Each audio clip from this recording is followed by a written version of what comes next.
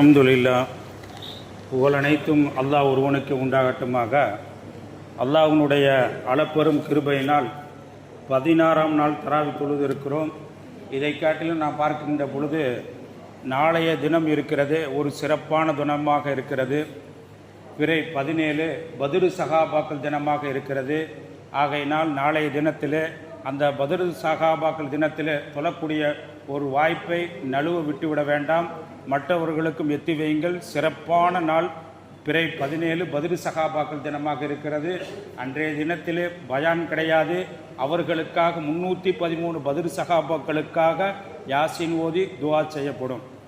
16ஆம் நாள் தராவி தொழுதால் என்ன நன்மை என்று நான் பார்க்கின்ற பொழுது, நரகத்திலிருந்து விடுதலை அளித்து சொர்க்கத்திற்கு அழைத்து செல்லப்படும் என்று சொல்லப்படுகிறது. நான் பார்க்கின்ற பொழுது ஒரு அமல் பரிபூர்ணமாக இருக்கணும்னு சொன்னால் 2 காரியம் வேணும். ஒரு அமல் பரிபூர்ணமாக ஆகணும்னு சொன்னால் 2 காரியம் வேண்டும். என்ன 2 காரியம் சொன்னால், ஒன்று இஹ்லாஸ் இருக்கணும். எந்த அமலை செய்கிறோமோ அந்த அமலில் இஹ்லாஸ் இருக்கணும். அடுத்ததா அந்த அமல் பெருமான் ஸல்லல்லாஹு அலைஹி வஸல்லம் அவர்களுடைய காட்டிய வழியாக இருக்கணும். இந்த 2 ஒரு அமலில் இருந்தால் அந்த அமல் பரிபூர்ணமாக அங்கீகரிக்கப்படும் என்று நபிகள் நாயகம் ஸல்லல்லாஹு அலைஹி வஸல்லம் சொல்றாங்க. அப்ப இஹ்லாஸ் இருந்தால் அல்லாஹு தஆலா எல்லா சோதனைகளிலிருந்து அவர்களை பாதுகாக்கிறான். எப்படிங்க? இஹ்லாஸ் இருந்தால் அல்லாஹ் அவர்களை எல்லா சோதனைகளிலிருந்து பாதுகாக்கிறான். எதை போல? யூசுப் அலைஹி வஸலாத்து வஸலாம் அவங்கள பத்தி தெரியும், அவங்க வரலாறு நமக்கு நல்லா தெரியும். இப்போ அந்த வரலாறு நமக்கு தேவையில்லை.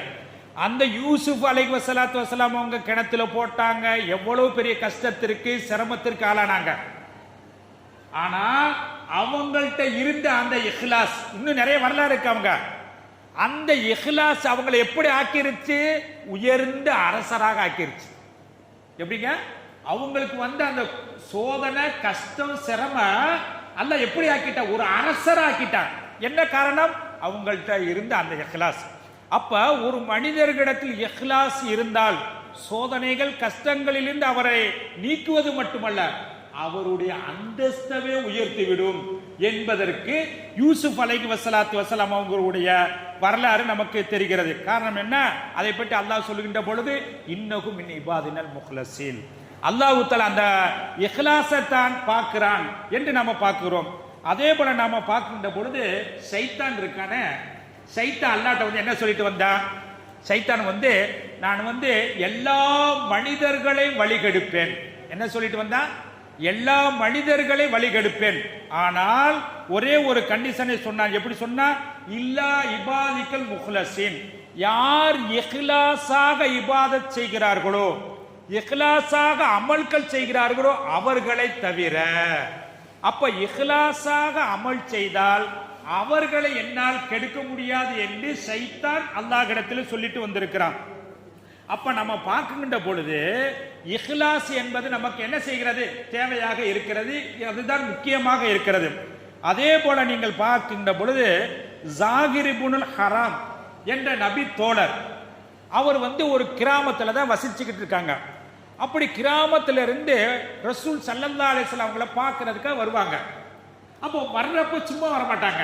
எப்படி? கிராமத்தில் இருக்கக்கூடிய அந்த நபி தோழர் ஜாகிர் இப்னுல் ஹராம் என்ற அந்த நபி தோழர் கிராமத்திலிருந்து, அதாவது பெருமான் ஸல்லல்லாஹு அலைஹி வஸல்லம் அவங்கள பார்க்கறதுக்கு வர்றாங்க. வர்றப்ப சும்மா வர மாட்டாங்க. இப்ப நாம பார்க்கிறோம், ஒரு விருந்தாடியை பார்க்க போறோம், ஒரு சொந்தக்காரவங்களை, ஒரு உறவுக்காரவங்களை பார்க்க போறோம். சும்மா போயிடுவோமா? போக மாட்டோம். அப்ப அதே போல அந்த நபி தோழர் பெருமான் ஸல்லல்லாஹு அலைஹி வஸல்லம் அவங்களை பார்க்க வர்றப்ப எப்படி செய்வாங்க? கிராமத்தில் உள்ள அந்த விவசாயத்துல எது பிரபலியமா இருக்கிறோ அதை எடுத்துட்டு வருவாங்க. எப்படிங்க? என்ன கிராமத்துல பிரபலியமாக இருக்கிறதோ அதை என்ன செஞ்சுடுவாங்க? கொண்டு வருவாங்க. கொண்டு பெருமான் ஸல்லல்லாஹு அலைஹி வஸல்லம் அவங்களுக்கு கொடுப்பாங்க. இப்ப பெருமான் ஸல்லல்லாஹு அலைஹி வஸல்லம் சும்மா இருக்க மாட்டாங்க. நகரத்துல என்ன பிரபலியமா இருக்குதோ அதை அவங்களுக்கு கொடுப்பாங்க. இப்படி மாத்தி மாத்தி இருப்பாங்க. ஆனா ஒரு சந்தர்ப்பத்துல இந்த கிராமத்தில் வரக்கூடிய அந்த நபி தோழர் பெருமானார் ஸல்லல்லாஹு அலைஹி வஸல்லம் அவங்களுக்காக என்ன செஞ்சாங்க? கொண்டு கொடுத்தாங்க. கொடுக்கிறப்ப ரசூல் ஸல்லல்லாஹு அலைஹி வஸல்லம் சொன்னாங்க, இது எனக்கு போதும், மீதி உள்ளதை சந்தையில போய் வித்துருங்க, வித்து காசாக்கிருங்க. எப்படிங்க? சந்தையில போய் வித்து காசாக்கிருங்க அப்படின்றாங்க. அப்ப என்ன செஞ்சாங்க? அந்த நபி தோழர் போனாங்க, சந்தையில போய் வித்துக்கிட்டு இருக்காங்க. இப்ப வித்து கொண்டு இருக்கக்கூடிய தருணத்துல பின்னாலேயே போய் பெருமானார் ஸல்லல்லாஹு அலைஹி வஸல்லம் அவங்க 2 கண்ணை பொத்துறாங்க. இப்ப நாமெல்லாம் சின்ன பிள்ளைகள் பார்த்துருப்போமே இல்ல, கண்ணாம்பூச்சி விளையாட்டு. இப்ப எல்லாம் முடிஞ்சு போச்சு, செல்லு இருந்தாலும் போதும், முடிஞ்சு போச்சு, எல்லா விளையாட்டும் ஆஃப் ஆயிரும், எல்லா அழுகையும் ஆஃப் ஆயிரும். அப்ப கண்ணாமூச்சி விளையாட்டுங்கிறத அண்ணன் பெருமான் ஸல்லல்லாஹு அலைஹி வஸல்லம் விளையாடிட்டு இருக்காங்க. அப்ப அந்த நபி தோழருடைய 2 கண்ணையும் பொத்திட்டாங்க. கண்ணை பொத்துன உடனேயே அவர் அந்த நபி தோழர் யார் யாருன்னு ஒரு சத்தமா சொல்றாங்க. அப்புறம் பார்த்தாங்க, பொதுவா பெருமான் ரசூலுல்லாஹி ஸல்லல்லாஹு அலைஹி வஸல்லம் அவர்களுடைய உடலிலே நறுமணம் எந்த அத்தரும் சரி, அந்த அத்தரை காட்டில் அவர்களுடைய உடல் நறுமணம் அதிகமாக வீசும், நறுமணம் அதிகமாக மணக்கும். அப்ப பக்கத்துல வந்து கண்ணை பொத்துனமே அந்த ஸ்மெல்லு, அந்த நறுமணம் பார்த்த உடனே இது யாராக இருக்காது, பெருமானார் ஸல்லல்லாஹு அலைஹி வஸல்லம் அவங்களாகத்தான் இருக்கின்ற உடனே இன்னும் அவர் அந்த கிராமவாசி பெருமானார் ஸல்லல்லாஹு அலைஹி வஸல்லம் ரொம்ப கட்டி பிடிச்சுக்கிட்டாங்க. கட்டி பிடிச்ச உடனே பெருமானார் ஸல்லல்லாஹு அலைஹி வஸல்லம் அவங்களுக்கு தெரிஞ்சுக்கிட்டாங்க, ஆக இவர் நம்மளை விளங்கிட்டாரு அப்படின்னு என்ன சொன்னாங்க, அந்த கிராமவாசி தூக்கி இஸ்தரி ஹாதா, இவரை யாராவது விலைக்கு வாங்குறீங்க, சந்தையில தக்காளி வாங்குறீங்களா, கத்தரிக்காய் வாங்குறீங்களா, வெண்டிக்காய் வாங்குறீங்களா, அதே மாதிரி ரசூலுல்லாஹி ஸல்லல்லாஹு அலைஹி வஸல்லம் கேட்கிறாங்க, இந்த தோழரை யாராவது வாங்குறீங்களா? அப்ப அந்த நபி தோழர் சொன்னாங்க, யார சொல்லலாம், நான் ஒரு செல்லா காசு, நான் ஒரு செல்லா காசு, என்ன யாரு போய் வாங்க போறான், என்ன யாரு வாங்க போற, என்கிட்ட என்ன இருக்குது அப்படின்றாங்க. அப்ப உடனே சொன்னாங்க, நபி தோழரே சொல்லாதீர்கள், நீங்கள் அல்லாஹ்விடத்தில் மிகவும் என்ன செய்வீங்க, விலை மதிப்பு உள்ளவர்கள். காரணம் என்ன? உங்களிடத்தில் இஹ்லாஸ் இருக்கு. எப்படிங்க? அல்லாஹ்விடத்தில் விலை மதிப்பு உள்ளவர்கள். காரணம் என்ன? உங்களுடைய காரியத்தில் அமலில் உங்களிடத்தில் இஹ்லாஸ் இருக்கு. அப்ப இஹ்லாஸ் இருந்தால் அல்லாஹ்விடத்தில் விலை மதிப்புள்ளவர்களாக ஆகிறார்கள் மட்டுமல்ல, இன்னும் மகத்துவம் வாய்ந்தவர்களாகவும் ஆகிறார்கள். இன்னும் நான் பார்க்கின்ற பொழுது சுருக்கமாக செய்திக்கு வருகிற ஒரு ரசூலுல்லாஹி ஸல்லல்லாஹு அலைஹி வஸல்லம் அவங்க பயணத்தில் போய்கிட்டு இருக்காங்க. நமக்கு இந்த சட்டங்கள்லாம் தெரியணுங்க சொல்ல வர்றேன். ஏன்னா ஒரு அமல் ஏற்றுக்கொள்ளணும்னு சொன்னால் ஒன்று வந்து என்ன இருக்குங்க, இஹ்லாஸ் இருக்கணும், ரெண்டாவது ரசூல் ஸல்லல்லாஹு காட்டி வழி இருக்கணும். அப்போ ரசூல் ஸல்லல்லாஹு அலைஹி வஸல்லம் அவங்க ஒரு நாள் பயணம் போய்கிட்டு இருக்கப்ப, பிரயாணத்தில் போய்கிட்டு இருக்கப்ப பார்க்குறாங்க, ஒரு கூட்டம் தொழுதுகிட்டு இருக்கு. எப்படிங்க? ஒரு கூட்டம் தொழுதுகிட்டு இருக்கு. அப்போ ஒரே ஆள் மட்டும் தொழுகாமல் இருக்கிறார். ஒரு கூட்டம் தொழுதுகிட்டு இருக்கு, ஒரு ஆள் மட்டும் தொழுகாமல் இருக்கிறார். இப்போ நம்ம பார்ப்போமா இல்லையா, பள்ளிவாசல் இமாம் ஜமாத் நடந்துகிட்டு இருக்கு, ஏன்பா தொழுகல, போய் தொழுகலாம்ல. வர்றாங்க, தொழுகைக்கு வரக்கூடிய இடத்தை யாராவது தொழுகாம இருக்கிறாங்க சொல்லுவது உண்டு. அப்ப அதே போல ரசூலுல்லாஹி ஸல்லல்லாஹு அலைஹி வஸல்லம் போகின்ற பொழுது ஒரு கூட்டம் ஜமாத் நடத்தி தொழுதுகிட்டு இருக்கு, ஒரே ஒரு ஆள் மட்டும் வெளியில இருக்காங்க, ஏங்க நீங்க தொழுகாம இருக்கீங்க அப்படிங்கிறப்ப அவர் சொன்னார், நான் வந்து ஜுனுபாலியாக இருக்கிறேன். ஜுனுபாலின்னா குளிப்பு கடமையாக இருக்கிறேன். ஆகையினால் தண்ணீர் இல்லை, தண்ணீர் இல்லை, குளிப்பதற்கு தண்ணீர் இல்லை. ஆகையினால என்ன செஞ்சிருக்கேன், நான் வந்து குளிப்பு கடமையாக இருக்கிறேன், அதனால தொழுகாம வெளியில் நிற்கிறேன் அப்படின்ற உடனே ரசூலுல்லாஹி ஸல்லல்லாஹு அலைஹி வஸல்லம் சொன்னாங்க, ஃபஇன்னக யக்ஃபீக, நீங்க தண்ணீர் கிடைக்கல, தொழுகை கலாவாயிருங்கிற நேரத்தில் ஃபஇன்னக, உங்களுக்கு நீங்கள் தயமம் செய்து கொள்ளுங்கள், யக்ஃபீக, அது போதும், தண்ணீர் கிடைச்சா குடிச்சிடணும். இப்போ ஒரு ஆள் ஜுனுபாலியா இருக்கிறாரு, அதுக்காக ஏதோ ஒரு இடத்துல கிடக்கிற தண்ணீரே இல்லை, குளிப்பதற்கு தண்ணீர் இல்லை, அதுக்காக நீங்க தொழுகை விடாதீங்க. அப்ப என்ன, எப்படி வந்து ஒழுக்கு நீங்க எப்படி தயமம் செய்து கொள்வீர்களோ, குளிப்பதற்கு தண்ணீர் கிடைக்கவில்லை என்றால் அதுக்காக தண்ணீர் இருக்கிறப்ப எல்லாம் போய் குளிப்பு கடமையான நேரத்தில் தயமம் செஞ்சுக்க கூடாது. ஏன்னா அந்த அஜர்த்து சொன்னாங்களே அப்படி நம்ம சொல்லக்கூடாது. குளிப்பு கடமையான நேரத்தில் தண்ணீர் இல்லை, நாம சுற்றி பார்க்கின்ற பொழுது சுற்று வட்டாரத்தில், அதுக்கு என் வீட்டில் தண்ணீர் இல்லைன்னு அதை எடுத்துக்கிற கூடாது. சுற்று வட்டாரத்தில் தண்ணீர் எடுப்பதற்கு தண்ணீர் கிடைப்பதற்கு வழி வகை இல்லை அப்படின்னு சொன்னா அந்த நேரத்தில் நீங்கள் தயமம் செய்து தொழுகை நிறைவேற்றிக் கொள்ளுங்கள், தண்ணீர் கிடைத்த பிறகு நீங்கள் குளித்துக் கொள்ளுங்கள் என்று பெருமாள் ரசூலுல்லாஹி ஸல்லல்லாஹு அலைஹி வஸல்லம் வழிகாட்டி இருக்கிறாங்க.